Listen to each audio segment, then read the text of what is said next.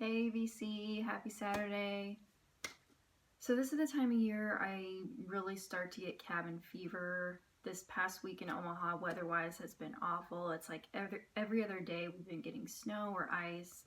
I'm just done. I'm done with winter. Yeah, I'm just feeling a little bit cooped up, but the good thing is I have a lot of time to listen to records because of that.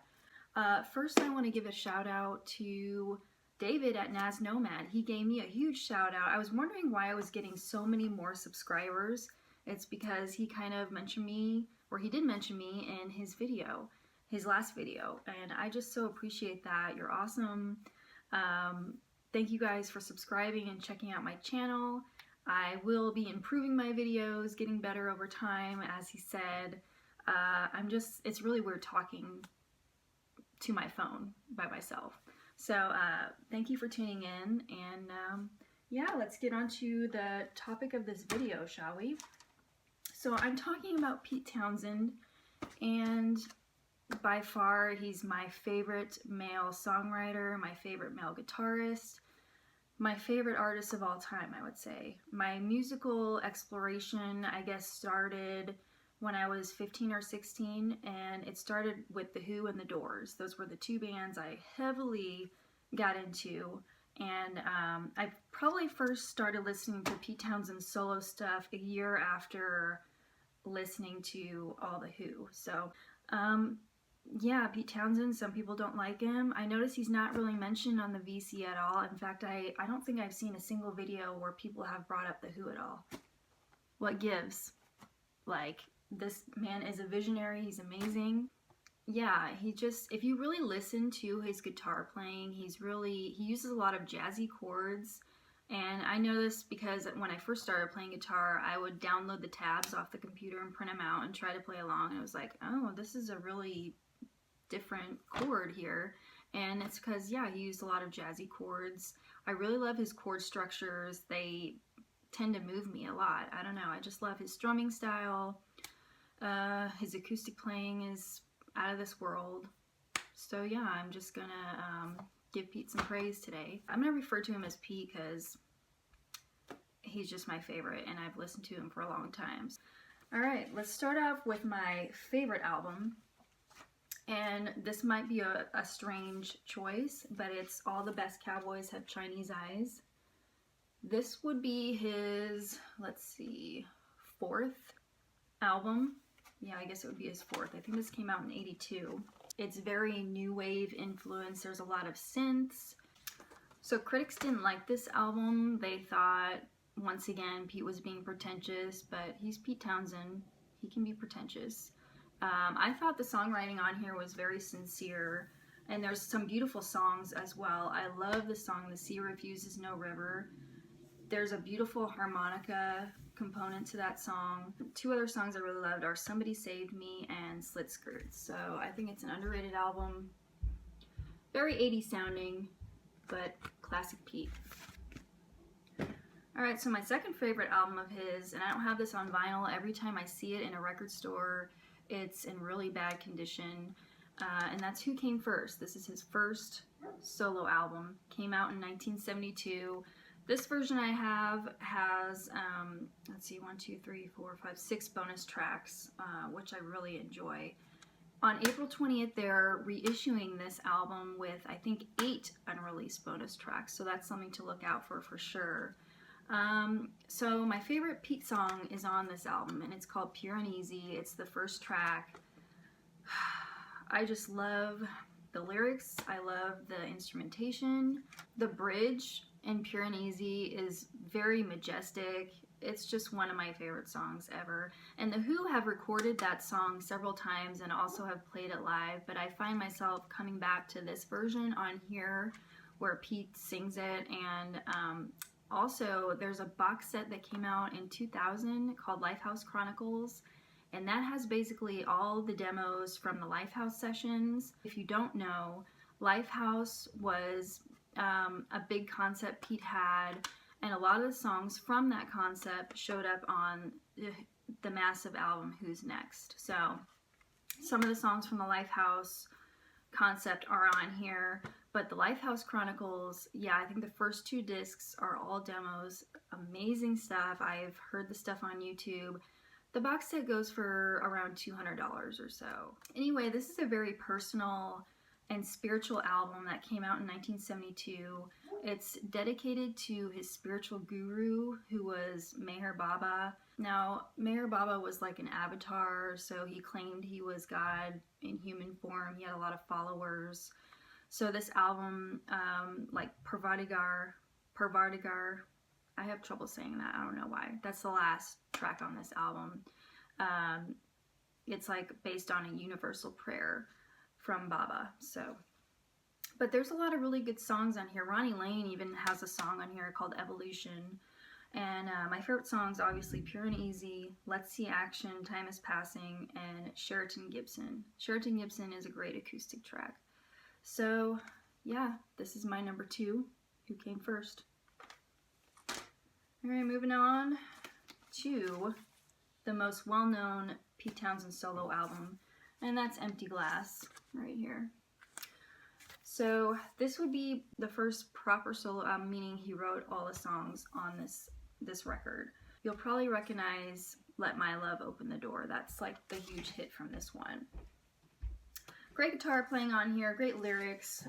Probably my second favorite Pete song is A Little Is Enough. It's just like a beautiful love song. I love it.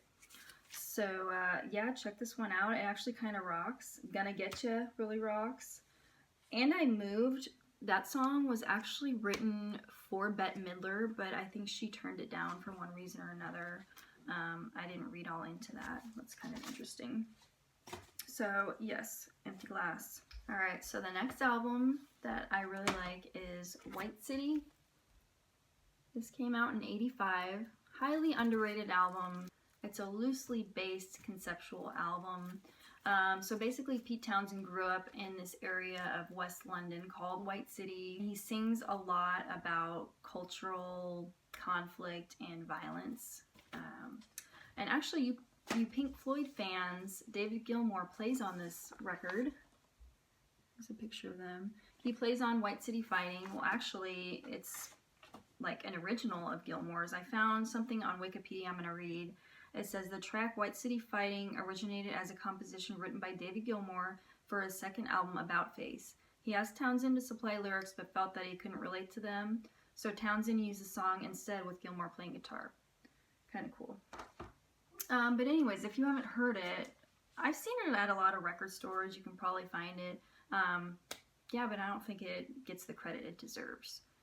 Moving on. I wasn't sure whether or not to include this album because technically it's a collaboration album, but I think it deserves a shout out for sure, and that's Rough Mix. This is the collaboration album with Pete and Ronnie Lane of The Faces and Small Faces. This album's just really good. Terrific songwriting. I like the whole feel of this record. My favorite songs would probably be Keep Me Turnin' and Heart to Hang On To. Ronnie Lane has some excellent songs on here as well. My favorite is Annie, and that's a beautiful song. They had some artists help them out in recording this album. So Eric Clapton plays guitar on a couple tracks, and of course the Ox, John Entwistle from The Who, on bass. Alright, the last one I don't have anymore. It's called Psychoderelict. It's his last official solo album that came out in '93. It's like a rock opera. You know Pete with his rock operas and conceptual albums. I don't really dig it. It's okay. I like a few songs from it, but the whole storyline just didn't really resonate for me, so it's probably, that's why it's last on my list. But the songs I like on it are Don't Try to Make Me Real, Let's Get Pretentious, and English Boy. You've probably heard English Boy. It's on some of his best of compilations. So yeah, that's, another album that I'm not including that is, I guess, considered a solo album. It's the Iron Man musical. I don't think it's really worthy enough to mention, so I don't really like it. That's why I didn't include it on this list. Two other albums I'm not including are, they came out around the same time as Who Came First, his first solo album, and it's just two albums that are, once again, dedicated to Meher Baba, and I think they're called I Am and Happy Birthday. I have burned copies of them, but they weren't widely available or distributed, so that's why I'm not really going over them in this video. And I'm also not covering any of his live CDs. So I covered his studio albums. I ranked them according to what I like, best to worst. Let me know if you guys like that. I'm just a huge Pete fan, and I noticed he wasn't really he's not really talked about on the BC. So I thought I would do a little video. Let me know if you want me to rank the Who albums. I can certainly do that in another video down the road. Someone asked me to rank, I think, Aerosmith albums, AC/DC albums. Those aren't really my favorite artists. I mean, I could sit and listen to their albums on YouTube and try to rank them, but I'm just not really familiar with their material enough to, I guess, do an adequate review. If you guys want me to do that, I can. It's just I'm not really familiar with all their material. So my last video got quite a few dislikes. I understand not everyone's a crooner fan, and that's okay. For those of you who enjoy that stuff, I'll tell you what records I've been listening to from that stack of finds the other day that are actually good or worth checking out. And that's the Sammy Davis Jr. one, If I Ruled the World. It's a good one. I'm only keeping one Dean Martin one, and that's this Hits one.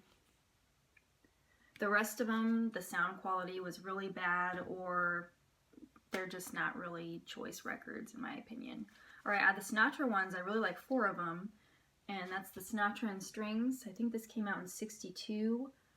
Just his voice is amazing on here, and the songs, some of the songs are really slowed down like night and day, but I find this record to be really enjoyable, so that was a good one.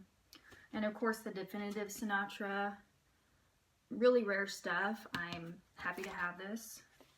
And sorry, I'll make this quick. The Nearness of You, the song I really like on here is that Old Black Magic. This is definitely a keeper. And of course, A Swingin' Affair. The quality of this record, the condition of this wasn't that great, so I'll have to pick up a better copy, but that's a really good one. So, you guys, I hope you're staying warm. I'm hoping this cold snap passes really soon so we can get right on into spring, because I'd much rather be outside. I'd rather mow and do yard work than continue with this winter, honestly. So, alright. You guys have a good one. Bye.